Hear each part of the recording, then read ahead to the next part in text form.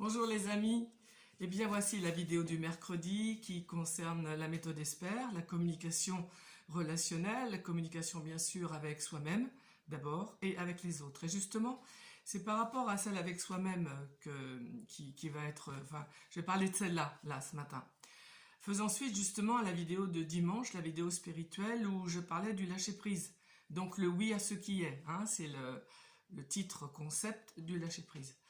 Et je vous disais qu'en moi, il y avait tellement de non depuis des années et des années que je ne pouvais pas être dans le oui à ce qui est. Mais vous pouvez vous reporter à cette vidéo-là. Et justement, je me suis dit, ça va être bien dans le cadre de la vidéo du mercredi, donc de la méthode ESPER, donc du travail aussi par rapport à soi, dans la relation avec soi-même, de traiter aussi de ce sujet du oui. Et du coup, du sujet du oui et du non. Les vrais oui et les vrais non.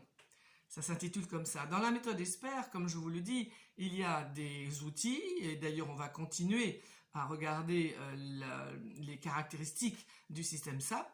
On va continuer, mais là je vous amène quelque chose qui fait partie aussi de cette méthode ESPER, qui, voyez-vous, c'est quand même un gros pavé, hein, le bouquin, donc qui comprend aussi des... comment dire, des règles, on appelle ça des règles d'hygiène relationnelle, mais en même temps des prises de conscience, des paradigmes différents qu'on va pouvoir, auxquels on va réfléchir et qu'on va pouvoir regarder. Donc c'est ce que je vous invite aujourd'hui à faire si vous en avez envie. C'est vraiment quelque chose, moi, qui m'a beaucoup interpellé, les vrais oui et les vrais non. D'abord, c'est un concept que je connaissais pas. Quand on m'a amené ce truc qui était les vrais oui et les vrais non, je savais même pas de quoi il s'agissait. Moi, oui, je voyais bien dans ma vie que je disais oui, des fois que ça m'allait pas, mais j'arrivais pas à dire non. Puis des fois je disais non, alors qu'en fait j'avais plutôt envie de dire oui. Enfin bon, j'étais paumé. Hein, voilà. Pour ça, comment voulez-vous faire du lâcher prise quand déjà on est paumé avec les oui et les non? Ce n'est pas possible. C'est tout simplement pas possible. Donc j'ai beaucoup regardé à l'intérieur de moi, et du coup c'est ce que je propose aussi aux autres, parce qu'il n'y a pas meilleure expérience que celle que l'on fait soi-même, que l'on peut après proposer aux autres, par rapport à ces vrais oui et à ces vrais non. D'abord, alors j'ai pris des notes, hein, parce que c'est pas forcément évident, le oui. Est-ce que le oui que je dis aux autres, c'est un oui qui va d'ailleurs s'agrémenter de phrases telles que bah, comme tu veux, si tu veux, ça m'est égal, comme tu préfères. Si c'est ok pour toi, ça me va. Et puis plein d'autres petites phrases que l'on va dire et qui sont intéressantes à s'écouter parler. C'est vraiment intéressant de s'écouter parler parce que c'est comme ça qu'on va savoir, sans se juger jamais, ni se culpabiliser, ni faire de l'autosap, on est bien d'accord. C'est comme ça qu'on va savoir comment on fonctionne. Parce qu'il est évident que si on me dit tu veux bien venir avec moi, bah oui, comme tu veux. Il est évident que si je dis comme tu veux, bah c'est comme tu veux toi. Mais est-ce que c'est comme je veux moi? Ben j'en sais rien.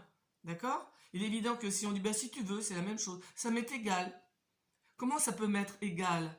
Donc du coup, je peux pas dire oui, je peux pas dire non. Si je dis ça m'est égal. Non, il vaut mieux que je dise bah oui, je veux bien, ouais, ça m'intéresse, en fait. Ou non, non, non, j'ai pas envie, non, ça m'intéresse pas. Voyez? Mais donc, si vous voulez, ces petites phrases qu'on va dire à l'autre vont être intéressantes à regarder pour voir un petit peu où j'en... Et c'est ce que j'ai fait, moi. Parce que j'étais souvent, moi, dans ce genre de phrases. Hein, ça m'est égal. Ça, c'est un truc que je disais souvent. Ça m'est égal. Non, ça peut pas m'être égal. Est-ce que c'est des vrais oui? Non, ce ne sont pas des vrais oui. Est-ce que c'est des oui pour moi? Parce qu'en fait, nous, on croit qu'on dit oui à l'autre. On dit oui pour l'autre. Et c'est vrai, c'est ça qu'on croit. En fait, je dis oui à l'autre pour que il m'aime bien, pour qu'il ait des bonnes idées sur moi, pour qu'il puisse m'accepter avec lui ou avec elle, hein, d'accord? Parce que j'ai peur, je voudrais pas être rejeté du groupe, parce que j'ai peur aussi d'être critiqué, moqué, jugé, parce que j'ai pas confiance en moi. Alors je dis oui à l'autre comme ça, voilà, ça passe quoi, ça passe. Ça peut être aussi un oui de victimisation. Oh bah oui, oui, bah je veux bien, comme tu veux. Voyez, ça peut être un oui de prise de pouvoir sur l'autre. C'est très intéressant de voir tous ces jeux subtils de l'ego, bien sûr, hein, puisque l'ego, à l'intérieur de chaque être humain, il est malade, hein. Faut bien le reconnaître, d'accord? sans préjugés. On est tous des handicapés par rapport à ça. Il suffit juste de le voir et puis de se mettre en route si on en a envie. Hein. Et là, on a l'autoroute qui s'ouvre de la voie de connaissance de soi, qui est vraiment intéressante. Et c'est vrai, c'est pas forcément la peine d'attendre d'aller mal, il me semble, hein, pour faire ce travail de connaissance de soi. Parce que déjà, à l'origine de notre vie, forcément, il y a eu du système SAP, généralisé, on va dire, sur tout ce qui concerne la vie en général, les croyances, les dogmes, tout ce qu'on peut imaginer. Donc forcément, même si j'allais dire si je me fais croire, même si je vais bien, voilà, même si je vais bien, ça va pas trop mal, pour moi ça me semble vraiment intéressant de faire un travail de connaissance de soi. C'est simplement d'un point de vue, on va dire, basique. C'est tellement intéressant. Et on va toujours découvrir des choses qui sont intéressantes. Voilà, donc ce oui-là, c'est pas un vrai oui. Le vrai oui, il est jamais pour l'autre. Il est toujours pour moi. Et ça aussi, c'est étonnant. Attends, mais c'est vachement égoïste. Alors tu dis pas oui à l'autre, tu dis bah ouais, je dis oui à moi. Parce qu'au moins, je suis sûr comme ça que c'est un vrai oui. On verra après l'autre partie du vrai oui et du vrai non. Alors après, on va parler du non. Alors on nous dit, en méthode espère, que le non n'est jamais contre l'autre. Le non, il est toujours pour soi. Lorsqu'il est contre l'autre, c'est pas un vrai non. Ah mince alors, c'est embêtant ça. Parce que par exemple, je peux dire non à l'autre pour le punir, pour la punir, c'est bien fait. Ça lui apprendra. Il avait qu'à pas dire ça, il avait qu'à pas faire ça, comme ça au moins, moi je me venge. Vous voyez, c'est pas top. Hein. Ouais, des fois c'est pas confortable hein, de se regarder, mais bon, on fait comme on peut. Voilà, comme ça j'empêche de faire ce qu'il veut. Voilà, parce que si lui ou elle ne peut pas aller au restaurant ou boire un café seul, parce qu'il y a des gens comme ça, ils peuvent pas vivre seuls. Ils ont besoin d'être toujours accompagnés pour aller au restaurant, pour aller boire un café, pour aller au cinéma. Et donc, bah oui, je dis non. Comme ça, elle ira pas. Elle ira pas. C'est bien fait. Il avait qu'à faire attention. Elle avait qu'à me parler correctement. Voilà, oui, des tas de trucs, des représailles. Voilà. Ça peut être aussi des non par prise de pouvoir sur l'autre. Hein. Je vous parlais de la relation dominant-dominé. Les oui et les non font partie justement de la communication qui va permettre peut-être de prendre un pouvoir sur l'autre. Et contrairement à ce qu'on peut penser, celui qui est, on va dire, dominé, donc qui est en dessous, peut parfois utiliser du oui.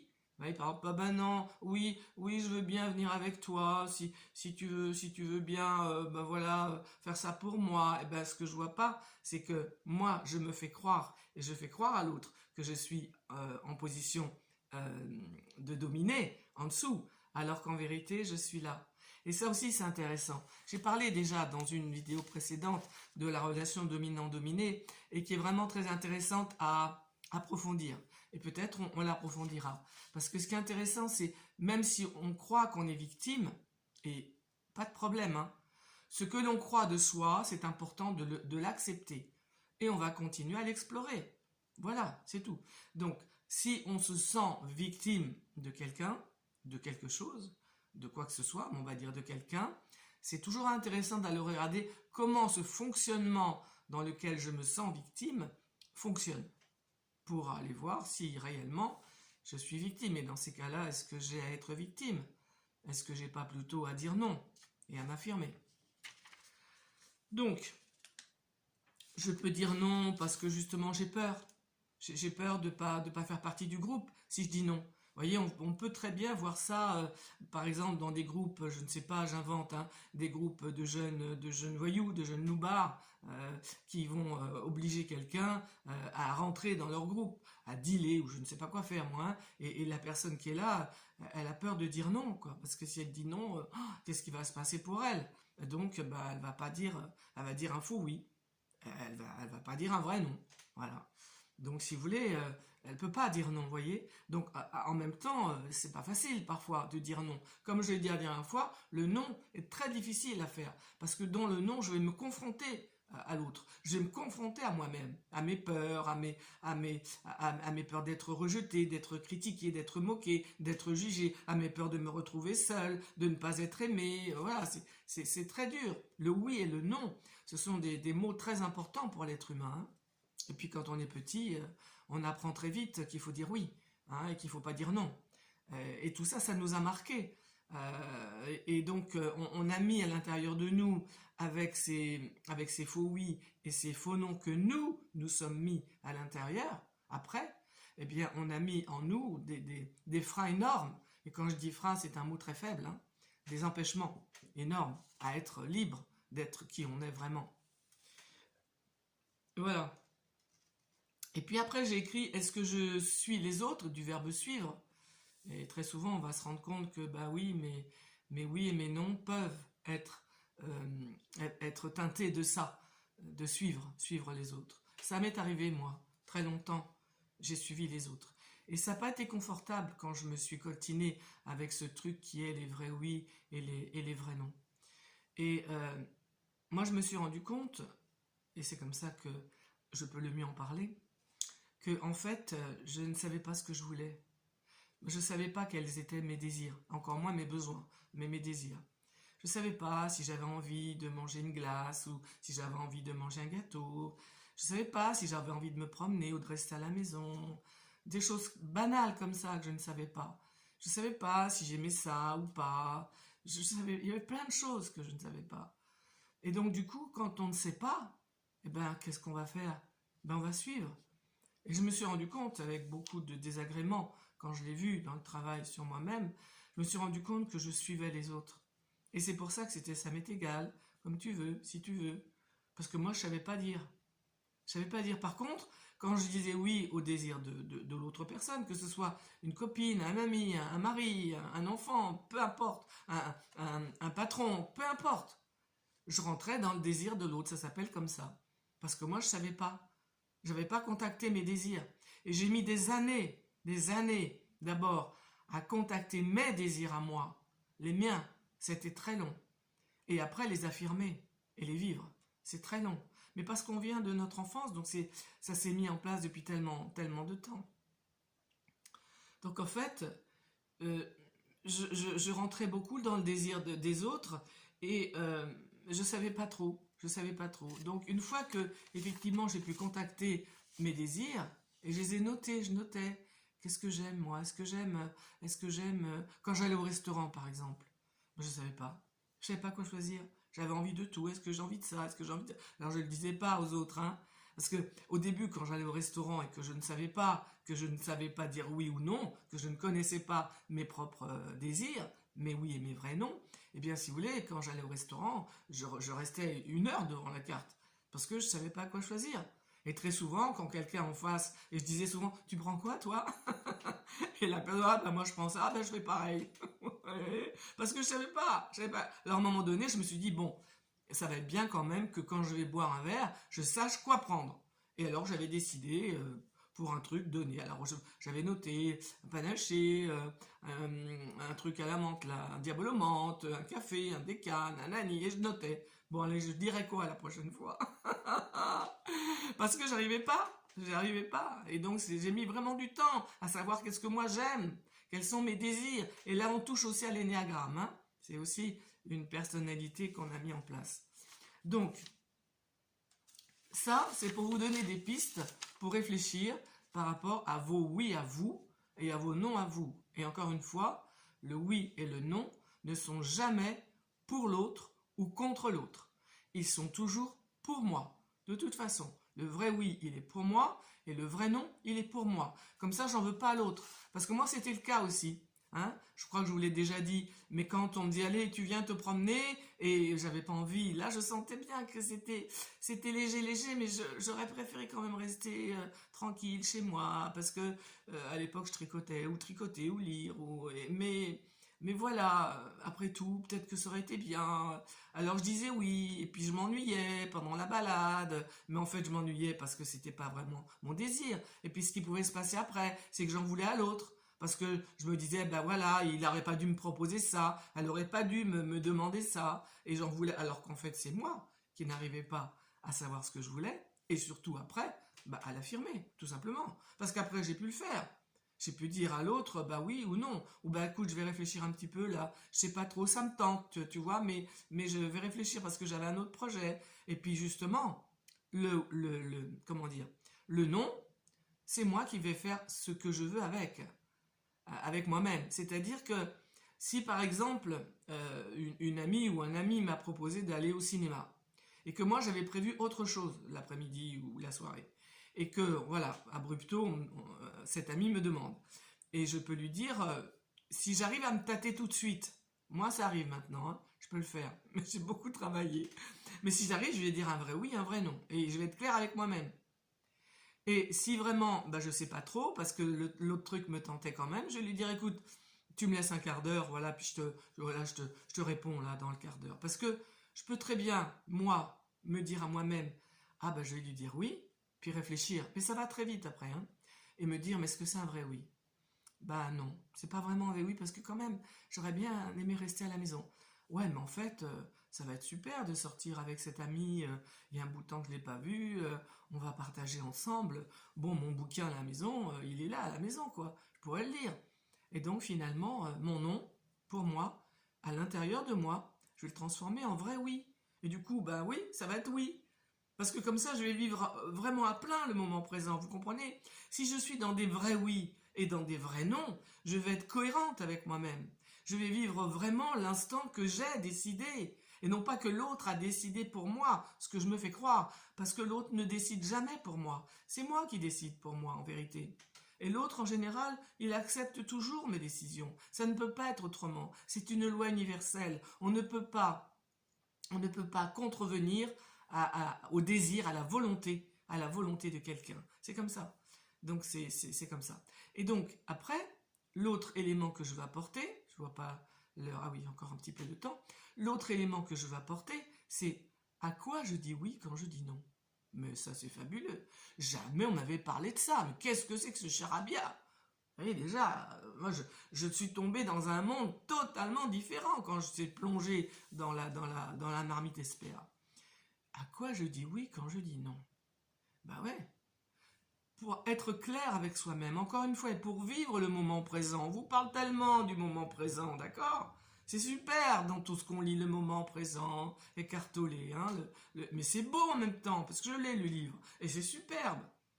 Mais si on peut pas le faire, on peut pas le faire. On va plutôt regarder qu'est-ce qui fait qu'on peut pas le faire, de vivre ce moment présent. D'accord? On va plutôt s'intéresser à qu'est-ce qui m'empêche de vivre ce ressenti qui a l'air fabuleux et qui l'est du moment présent. Et donc, ça en fait partie, ça.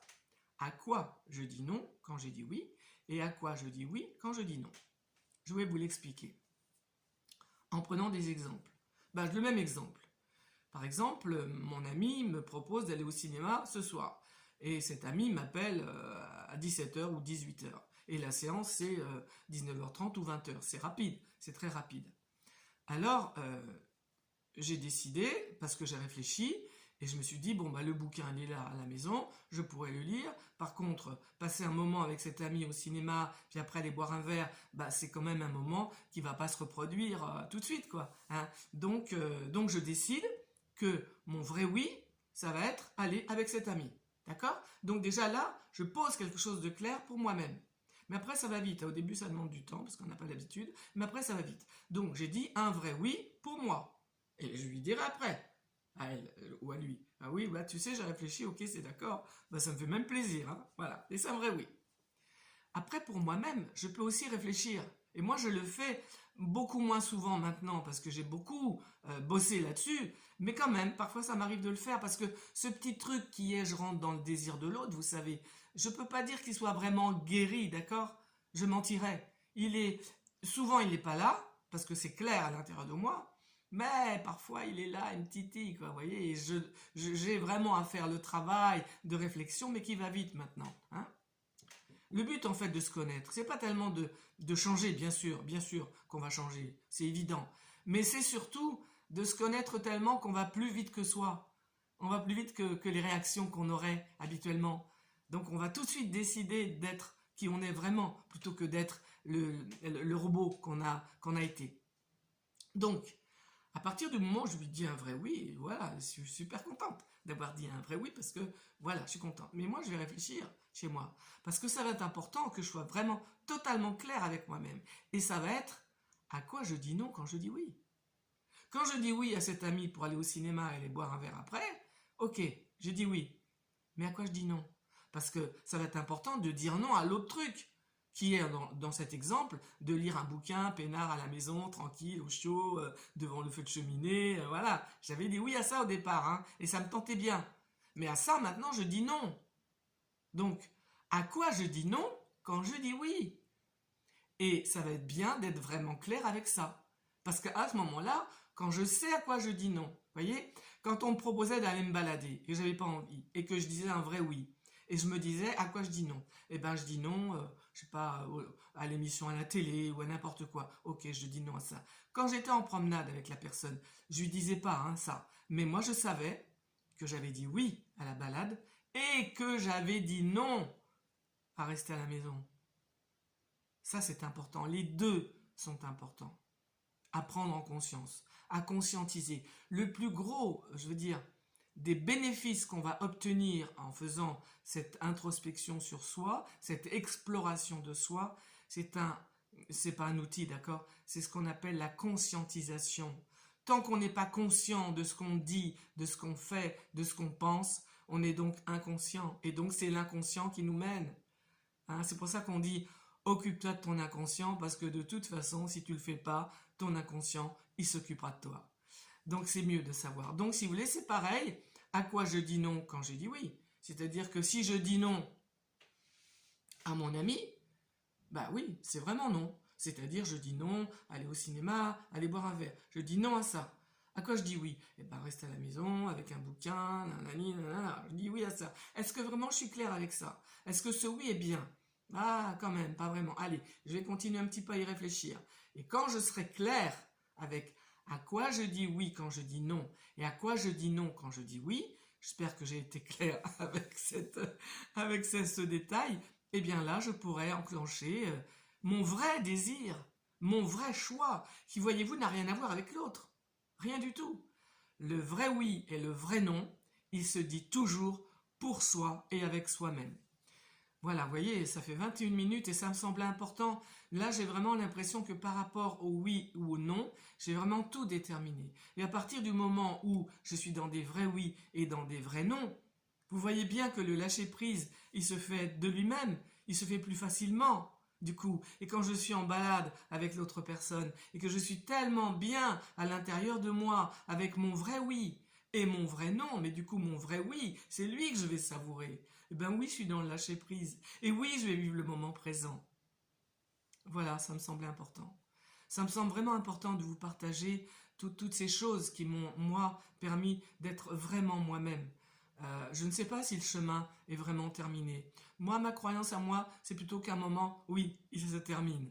Parce que voyez-vous, on vit en fonction de nos croyances. Donc ça aussi, j'en reparlerai. Ça va être très très intéressant de regarder nos croyances, parce que c'est elles qui nous mènent. Voilà. Bon, écoutez, j'arrête, ça fait 23 minutes. Et je vous dis à bientôt. J'ai toujours pas de micro, je le recevrai demain. J'espère que vous allez m'entendre, sinon vous pouvez mettre des écouteurs. Et puis on verra dimanche, avec le nouveau micro. Moi je ferai des essais entre-temps. Voilà, je vous souhaite un beau mercredi. Et puis je vous dis à bientôt, à dimanche. Au revoir.